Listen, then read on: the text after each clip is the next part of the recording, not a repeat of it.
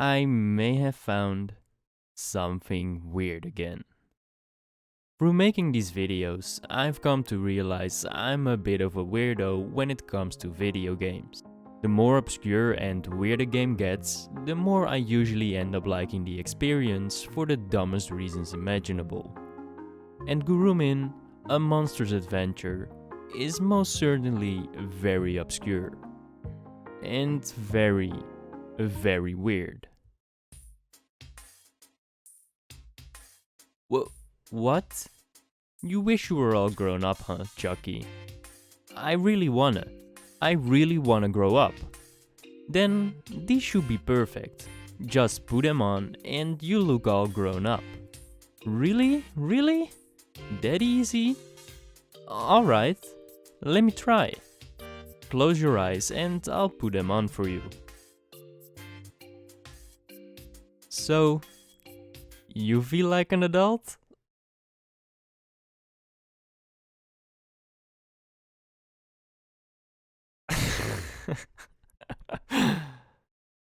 Yeah.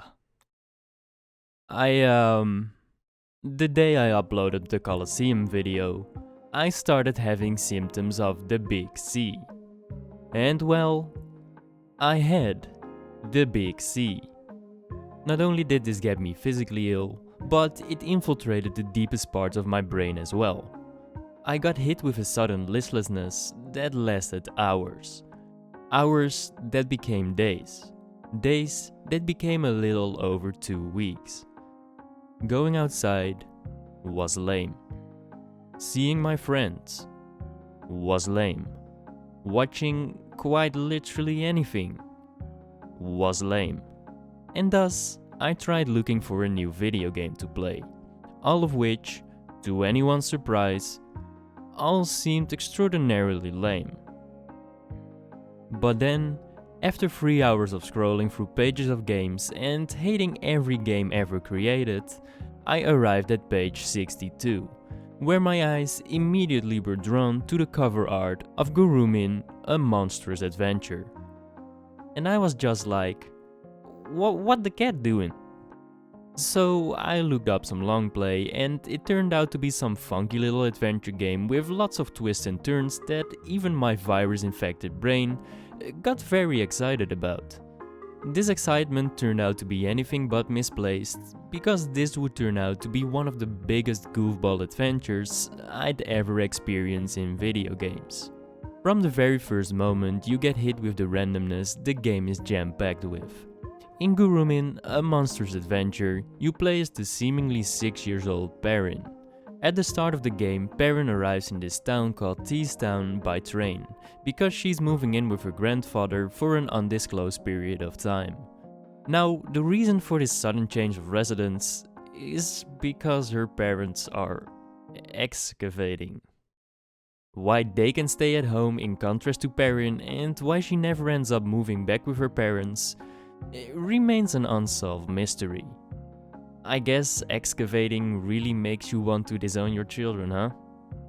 Either way, Perrin goes on to live with her grandfather in Town and is just living her life, when one day this girl is randomly attacked by a dog.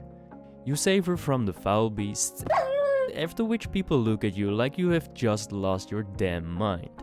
The girl then tells you she's called Pino. Rather than a human being, she's actually a monster, which in this world can only be seen by children and not by adults. By rescuing her, you've gained her trust, and she takes you through this tiny hole in a wall to her beloved monster village, where you hang out with these funny looking creatures. And then this out of place anime intro plays that really doesn't fit the vibe of the rest of the game. Wait a minute, who made this game?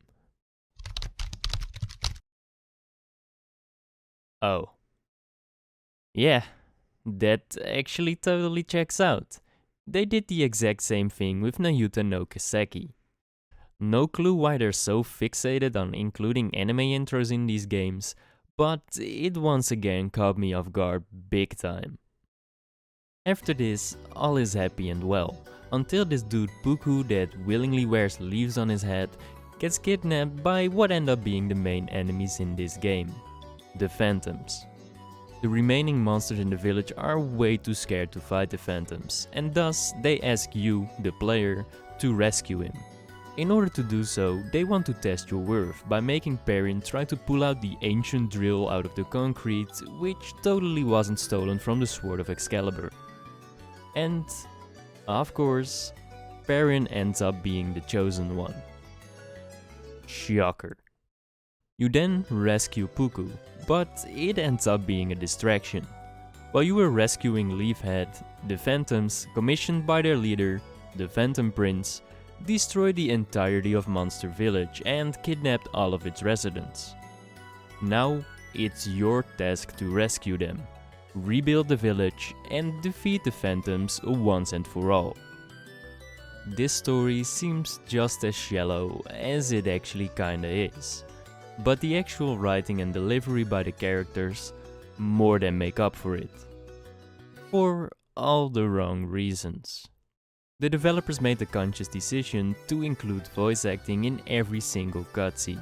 And not only is the writing pretty bad, but the voice acting is even worse. The thing is, this is one of the few times I have experienced something that's pretty bad, but it's what actually makes it good. The dialogue is just so dumb, and the voice acting is so still and emotionless that I couldn't help but have the biggest fucking smile during every single cutscene. And then the characters they created are intentionally goofy as well, which makes it even better. Leafhead over here is antisocial as hell. Could be. What? Oh, nothing. What do you mean nothing? This purple guy's entire personality is being French. Merci, mademoiselle. This green dude is deaf, so he repeats everything you say wrong. I thought I might kick the bucket. You want a bucket? No, I didn't have a chance. Pants? I thought that was the end. You need a friend? This entire game is a comedy goldmine because of all of these things combined. The actual gameplay this thing has to offer is just as smile-inducing. The whole adventure is just a series of the most random events that make for a weird but interesting and very enjoyable experience. Upon destroying the village, the phantoms were able to shroud most of the world in this purple mist.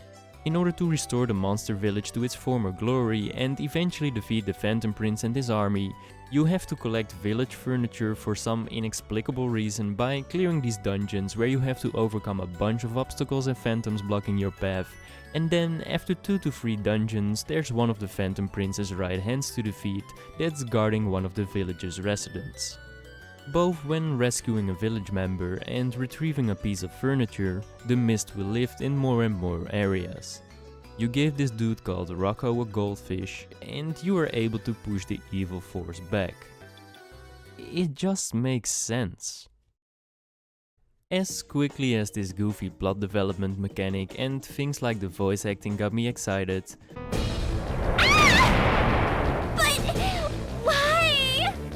the first section of the gameplay took that feeling away.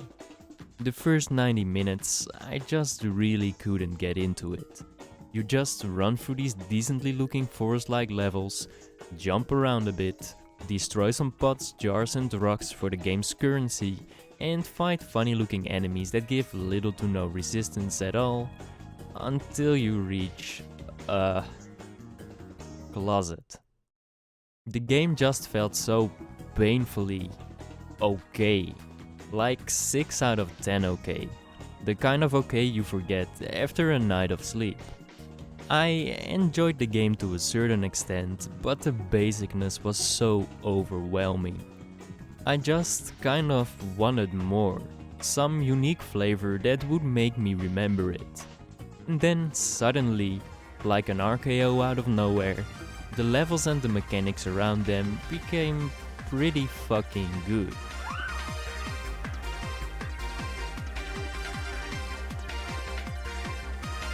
I am standing on a turtle right now.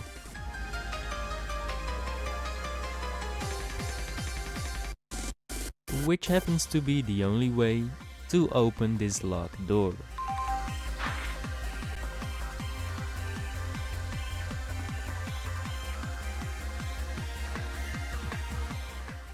Instead of running around and jumping a bit and doing the most basic shit like pushing a box onto a pressure plate, the levels started to feel unique from one another. Suddenly, I wasn't just running towards the end of a level on autopilot, but consciously paying attention to whatever the game would throw at me next. The levels started having different pathways to explore that would lead to optional treasures, some of which only accessible by using your ancient drill to drill these relatively well hidden crack parts in walls that are easy to overlook if you're not paying attention. The levels also started to play around with these more fun and unique ideas like following a path created by disappearing rocks, or ride a minecart roller coaster where you have to dodge rocks and scuffed bats, and you even randomly get to drive some fucking goose across a pond.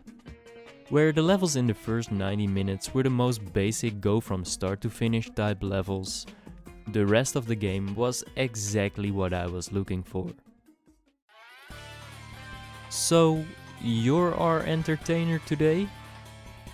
If he can do it, no one can. Alright guys, ready for my awesome dance? Yes, quite entertaining. See? Now open the door please. Very well. You may pass.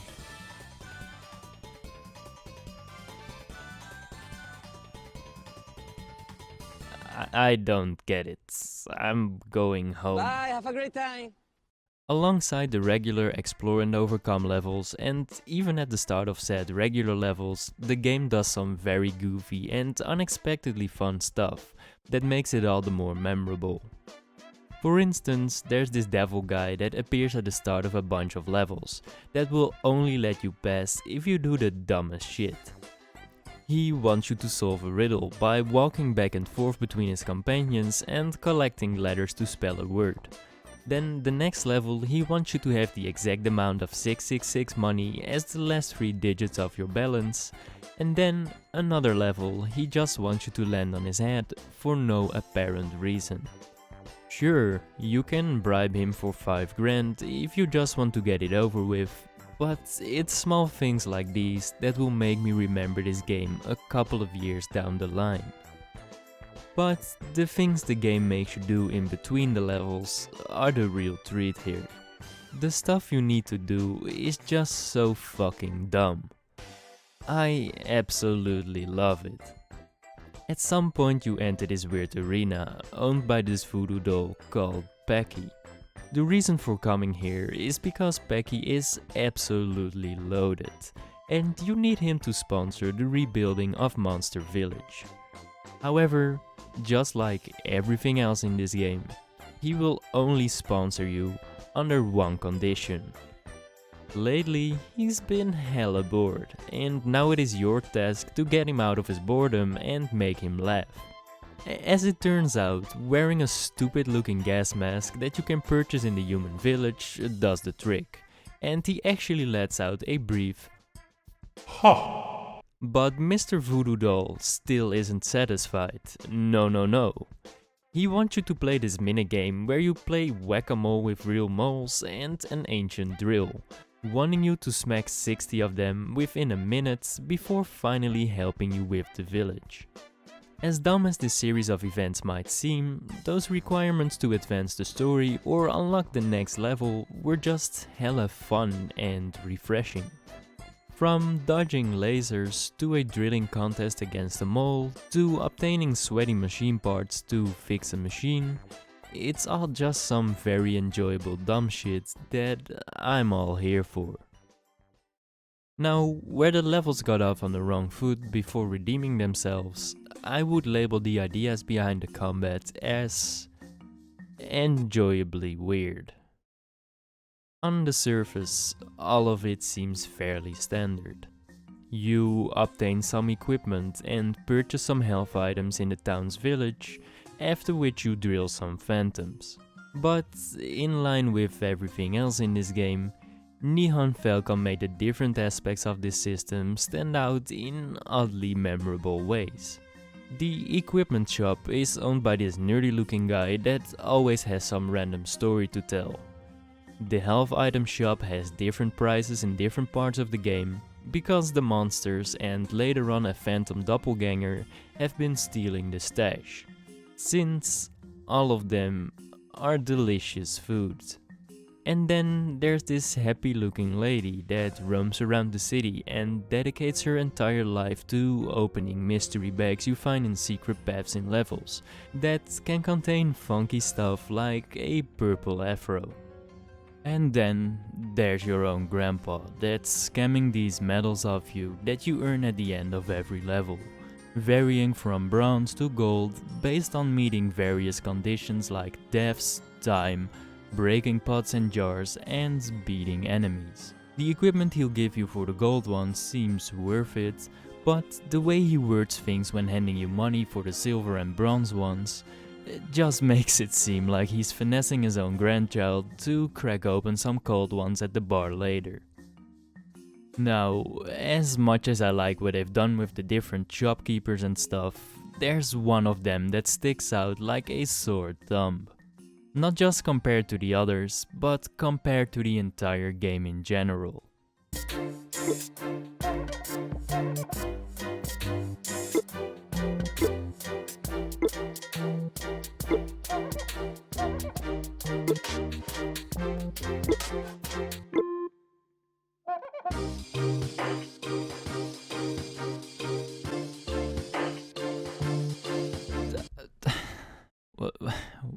What the fuck is this?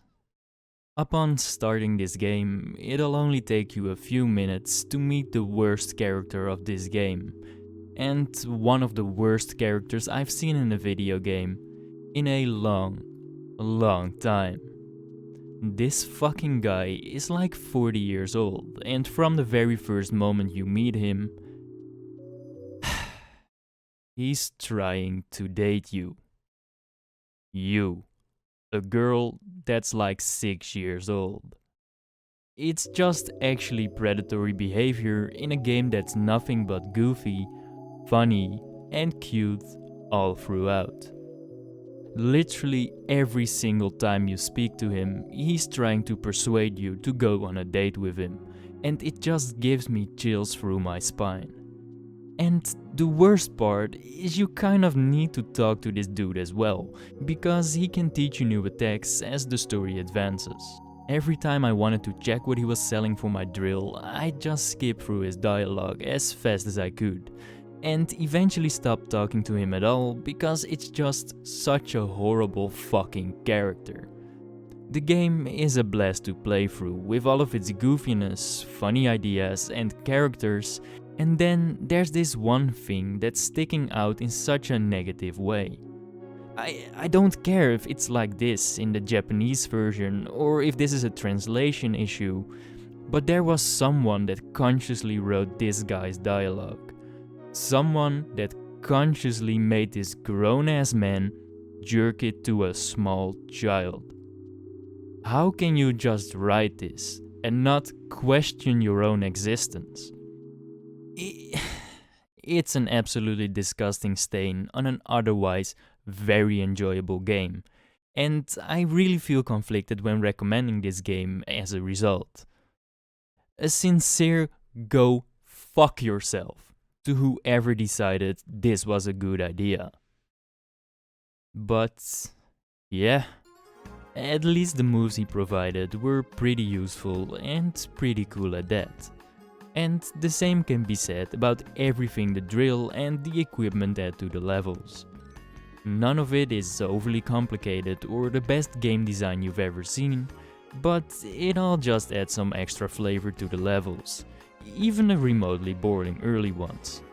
Breaking jars, pots and stones for money, destroying trash cans and enemy armor for scrap to upgrade your equipment with, working towards the conditions to grab a gold medal at the end.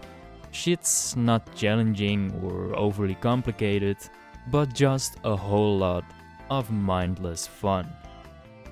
The game does exactly what I always advocate for when including an equipment system, which is actually showing the equipment in-game and seeing your character's look visually change, which is pretty cool.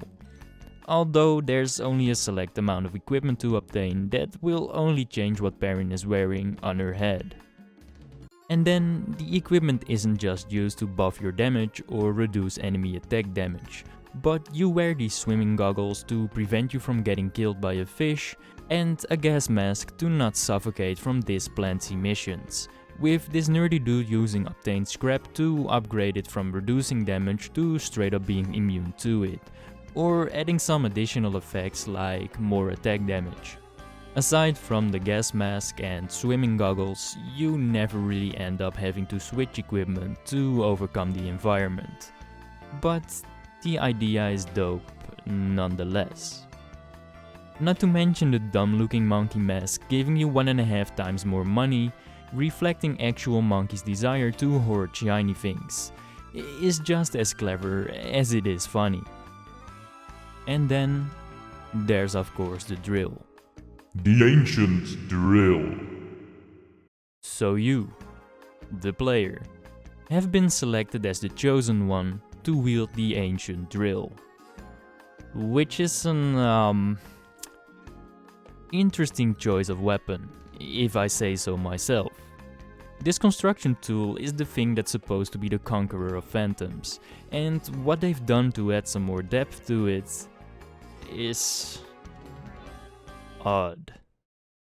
They've given the thing its own health bar that will deplete, level down and do less damage upon getting hit by an enemy, with its health being restored by drilling rocks and mud, which will refill an entire level. Oh, and this clown is selling energy oil for a ridiculous price as well, that you should never pay for. It's about as pointless as the G in lasagna, since you're perfectly capable of fighting phantoms, no matter the level. Things get even more random when you figure out your drill is actually the next avatar. You don't just use a vanilla drill to fight the phantoms. No. Every few levels you unlock an area like a pond or a scuffed playground that will grant you one of 3 drill enchantments: fire, shock and ice. While this is a weirdly fun idea, it doesn't really add a whole lot to the game, if I'm being honest. The powers are very scarcely used to switch on lights or light or extinguish torches for the sake of opening doors, and in battle they really do nothing at all aside from freezing opponents on an occasional combo. They don't even really do more damage based on the enemy class either, so to me this is very much a swing and miss idea. But a good try either way.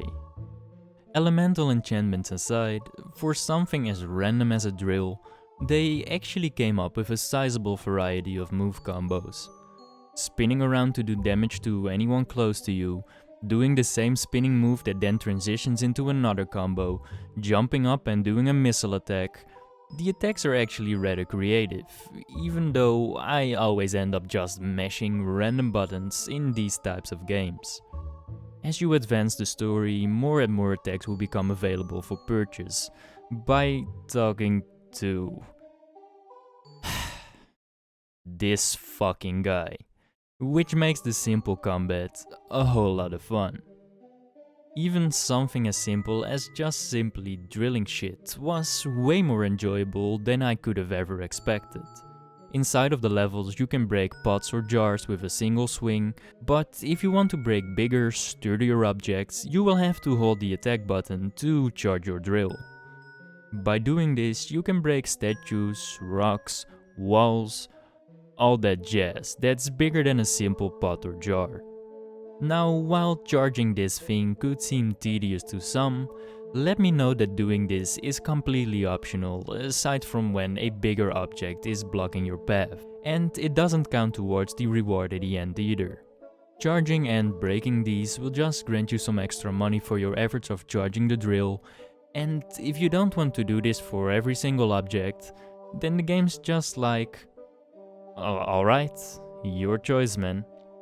The only time this charging option is mandatory is when fighting phantoms, because these little goofballs have armor themselves that will render your regular attacks useless and thus have to be drilled off like a true construction worker would do. With the destroyed armor rewarding you scrap to upgrade your own shit, it pretty much negates the tediousness of charging the drill every single time. And besides, just looking at these different sets of equipment is a treat on its own really. From spawning and shooting bombs, firing off electric circles, flying around like a Beyblade, or just simply fighting you with a sword or trying to knock you out with boxing gloves Mike Tyson style, these blue little guys have a solid variety of designs, with every single one of them looking as hilariously stupid as the next one. There's even these armored cars that will charge at you, and this dude that dresses up as a jar for no apparent reason. Although they're about as dangerous as a chihuahua barking at you, the designs of these phantoms and the variety of things their equipment enables them to do made these battles rather enjoyable. That is, if you weren't being screwed over by the game's controls. Owie! Perrin's jumps feel wonky at best and horrible at worst. Jumping from platform to platform was moderately annoying at times, but making ladder jumps like these was the most frustrating thing in this entire game. This small girl just won't grab onto the damn ladder. Perrin's just a bit of a bouncy ball when it comes to her platforming capabilities, and funnily enough, it sounds like one too.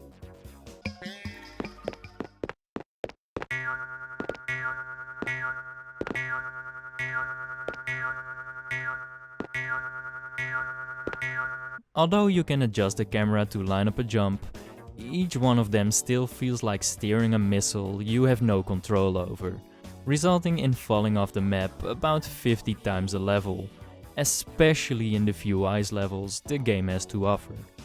The rest of the controls follow this same wonky pattern, which made the game way harder and way more unfair than it was intended to be. After a sequence of attacks, there's a brief period consisting of a second or two where you have no control over Perrin, and she just takes a fist to the face if a phantom is nearby. The game just doesn't respond to any input for a bit, not even the dodging button.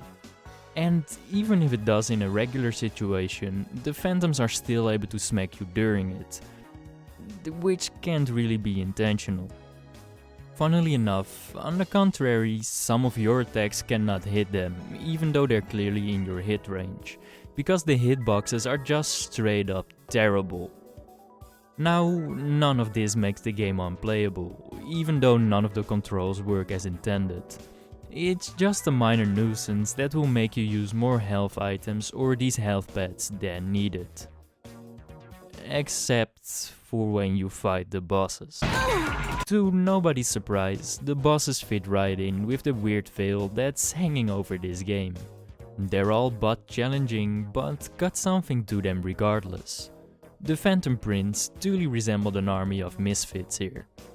You got some Barney the Dinosaur lookalike fish that's just shooting shock rings at you, this Peanuts for Brains armor charger, this girl that's able to morph into Perrin and use her elemental attacks, and somewhere in between all of this, there's this legendary conversation. Rocco, translate for me. Who? Me?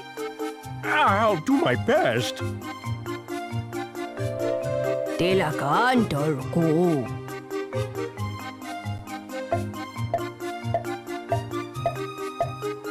I am growing my father's hair? My food is full of eels? Oh, come on.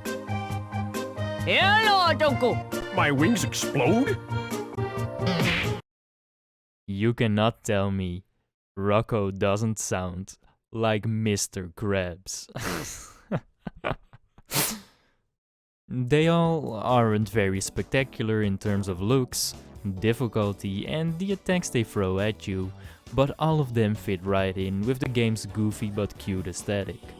I like the way you have to drill this dude's armor off, elevating yourself to hit this butterfly, maneuvering yourself through 3 aggressive parent clones, and even the Phantom Prince himself has that final boss feel to him, with a series of cool sword, gun, missile and spinning attacks. The more bosses you fight, however, the more the controls become a massive issue. By the time you reach the Phantom that's able to morph into Perrin, I had to work real hard to not get fucked over by the dodge option not working properly and my attacks somehow not hitting her, surviving on a mere 5 health after using all of my health items. And once I got to battle the Phantom Prince, it just became outright infuriating, with the wonky ass controls actually causing me to take a death and wasting 40 minutes of my life I can never get back.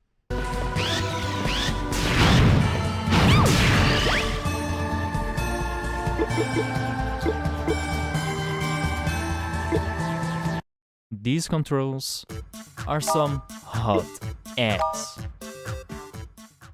And then there's this.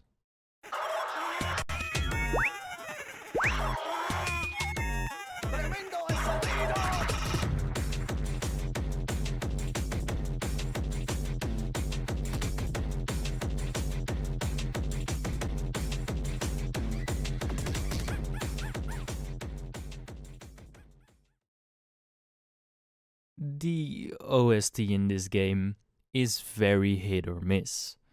The slower, mellow tracks are all great, but the faster, more action-packed tracks got on my nerves like half the time.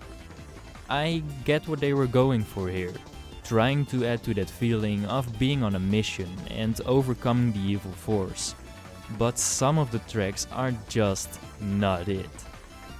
These incredibly hyper upbeat tracks and levels that have a fairly calm aesthetic and feel to it feel very misplaced to me. And it doesn't help that half of them sound like one of those action type beats made in a cracked version of GarageBand. At some point my sister walked into my room to say bye because she was heading to her boyfriend's house for the remainder of the week, and thus I paused the game for a bit. And she was just like, "This tune sounds like my train is leaving in 5 minutes, but it's a 6-minute bike ride towards the station." I didn't even ask her anything about the music, she just straight up said it out of the blue. Now, don't take any of this the wrong way. Most of the music is perfectly fine, although not being as amazing as I hoped a Neon Falcon game soundtrack to be. Like 70 to 80% of the music is alright, but with them being alright rather than amazing, the 20% rotten apples just stand out way more than they otherwise would. And that just sucks for a game that's hella fun to play. Gurumin, a Monstrous adventure, isn't a very good game. The writing is subpar. The voice acting sucks. I am in a hurry. The mechanics aren't fleshed out enough. The controls feel unfinished. And the OST is kinda mid. But despite all of that, I had so much fun playing this. After the first 90 minutes, I had such a fun time going through the levels, drilling my way through enemies, rocks and walls to find money or hidden pathways, platforming with a bouncy ball and finding something as stupid as a couch at the very end. And although the voice acting is bad, that's actually what made it so damn enjoyable.